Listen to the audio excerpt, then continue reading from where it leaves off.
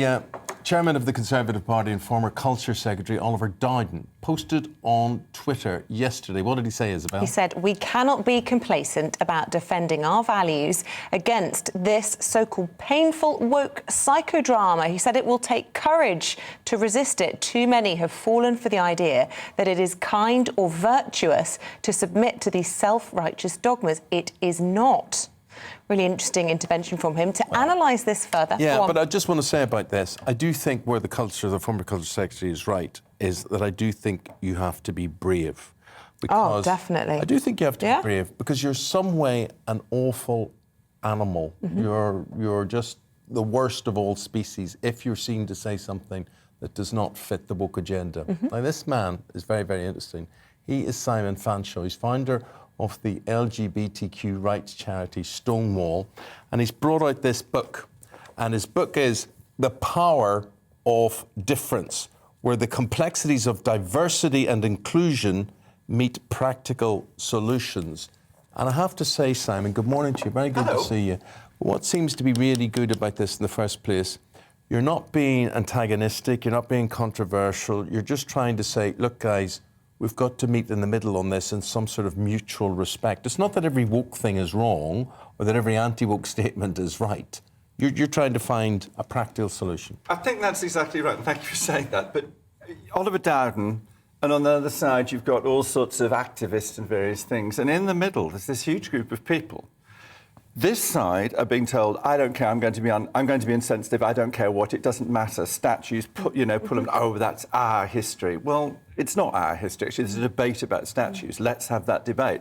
On the other side, there's the thing that the minute people say something that they may not intend to be offensive, it may be thoughtless. I mean, that's how we learn, isn't it? We make mistakes. Education, I agree. There is this whole vocabulary that I'm even quite frightened to say the words that we thought were OK that you cannot now say because they're deemed to be offensive somewhere or other.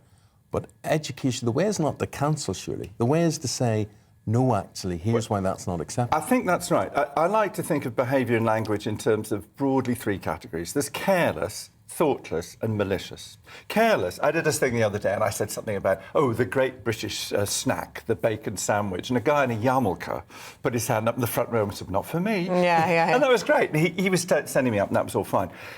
Malicious, we know what that's about. That's when people deliberately set out to offend. The problem is this stuff in the middle, is where it's all ambiguous. We don't know. We're human beings. I can't know how you see the world, how you experience the world, how you feel the world. If anybody's ever been in a relationship, don't you wake up sometimes in the morning and think, I have no idea who you are as you look at your partner. And other days when you wake up and you think, I know exactly who you are. But so this thoughtless bit in the middle, that's when there's a gap between our intention and the effect of the remark. And the danger is to leap on that and move it into the malicious. So I think what we need to do is think carefully about how we treat each other, absolutely, and we need to hear each other's upset or offence or whatever. But we need to realise that's going to happen. And we learn through our mistakes. We learn through dialogue and discussion and finding solutions. I absolutely agree with you. I would love to tell you words that I've used over the years that I didn't know were in any way, and it wasn't thoughtless. It just was, in my language, that means something. Someone else, it means something else. So the education thing's very important, but the cancel thing, that's pernicious and malicious. Yeah. I think the danger of it is that's right, is that once you've moved people into this malicious section, if I can use my tripartite division, once you've imputed a motive to people, what you're then doing is you're cutting off dialogue. So, for instance, if what you say is that there is simply an uncontrovertible, an unbridgeable gap between black people and white people, then what you say to me and my husband is, actually, I, white person, am stuck in the oppression category. He, black person, stuck in victim category. No, actually, what we have is a constant dialogue, don't we? And that's how you have it in relationships. And the book is about work, really, and it's about the fact that, you don't need to agree with people. And what you need to be able to do is to collaborate with them and get on with them. And the way we do that, as in any marriage or relationship, is through our differences. It's our differences that bring the richness of our stories. And so when, trans activists say what they say, or Oliver Dowden says what he says, actually what I'm trying to do is to create the space. I call them spaces that are safe for disagreement, not from disagreement. And I think this is why you are so interesting on the topic of cancel culture, because lots of people know you, of course, for all your pioneering work, speaking up for a minority, trying to talk to people of different opinions and set up Stonewall. But you left Stonewall because of its effective cancel culture, the direction it's Yes. taken it. And you think that, actually by shouting bigot at somebody else just creates more problems than it solves. Look, my anxiety is that if you think back, think of civil partnerships. Do you remember when civil partnerships were invented? So what happened there? What Stonewall did, we did a big survey and we asked lesbians and gays, what are you fussed about at the moment? And they said, we're fussed about the fact that because our relationships are not recognised by the state, when our husband-wife is in hospital, we can't visit because we're not next of kin. When they die, we can't inherit the house, etc., etc., etc. So what we did was we took those concerns and we looked for solutions. Now, had we just said, right, we demand marriage, the Pope and his sister, the government and all the organised churches would have risen up against us and we wouldn't have got that solution. What actually happened was we went down the middle way. We found a compromise which everybody could work with called civil partnerships. And here's the thing. When your mother, granny, aunt, sister, uncle, whatever, who didn't approve of homosexuality was then sat in the front row of the civil partnership, the question no longer was, are they in favour of homosexuality? The question was, is my son, stroke, daughter, nephew, whatever, happy? So in other words, you change the ground by giving people the opportunity to find that middle space. And that book is all about that. It's my experiences of whether it's through the Forgiveness Project or Stonewall or whatever, it's working towards... And I know it sounds like Heidi swinging her plaits in the forest, going, oh, isn't it lovely?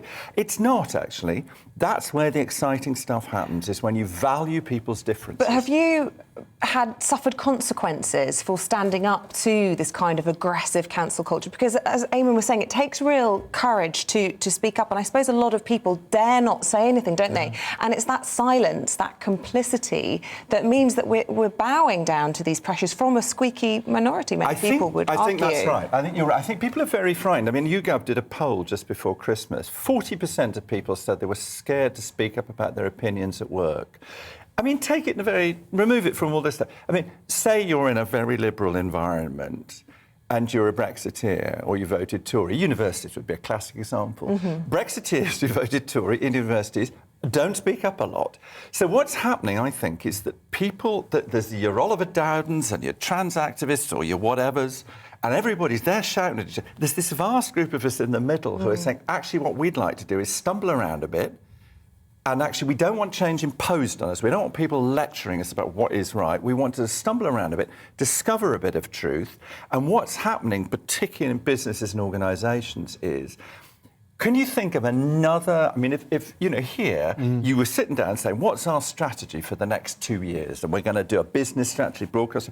Would you ever say to somebody in that group, we're not going to listen to you because of who you are? No.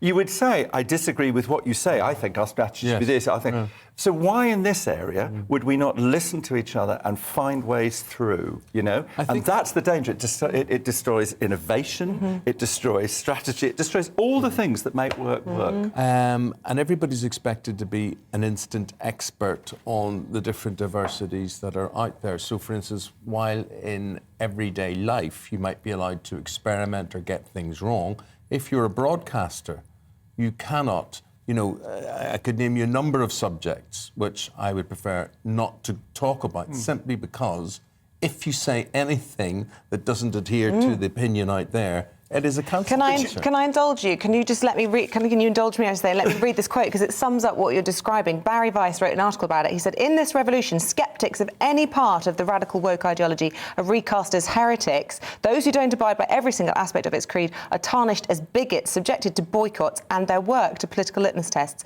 They basically affect an exorcism." I think the interesting word in that quote is heresy.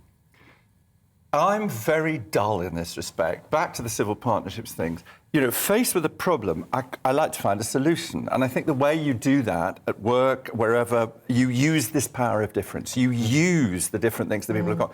The danger with what's happening at the moment is things are becoming sort of literally religious. In other words, disagreement becomes heresy. It becomes betrayal.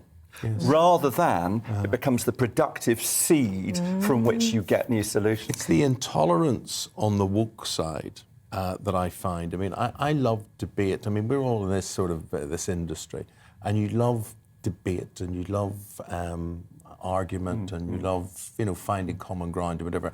And you can actually talk about things that aren't personal. They can become just an intellectual stimulus. What if, or why do you believe in that? If I say this, why would you say that? That's fine. But I think in a public platform, there's now no room for that. Well, there's a sort of, I think there's a confusion now between hurt and harm. So people say things like, you make me feel unsafe. Well, there is a difference between feeling unsafe and being unsafe. Yes. Equally, on the other side, Oliver Dowden talks about our history. Well, actually, when you're faced with the slave trade and the way in which the Industrial Revolution, the British economy, and much of the wealth that we still have in the country was built on a massive sin, if you like, the trade in people.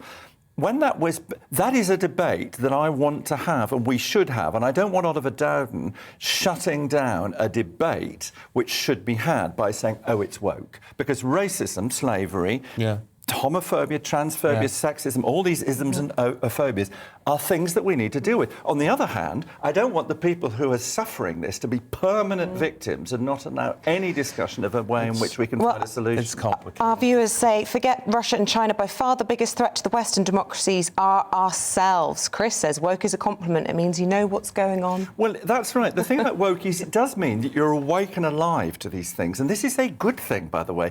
Getting rid of discrimination is a good thing, you know. But there's a great quote in the South African Constitution, the first constitution, as it happens, that has sexual orientation in it as a basis for protection. But it talks about unfair discrimination. So not all discrimination's wrong. Rights do clash. We have to make decisions, and the only way we can decide... When Malala was sitting on that bus and the Taliban got on and somebody pointed a gun at her head, he thought he was pursuing his religious freedom. She thought she was pursuing the right to education for girls. Both of them have that right. On the other hand, clearly that right clashes. So my whole point is to find the power of difference, find the way in which we can talk to each other. We must have you back. We must continue Fascinating this. debate. Simon Fanshawe's book is The Power of Difference, and it is available now. We're going to take a break. We're going to be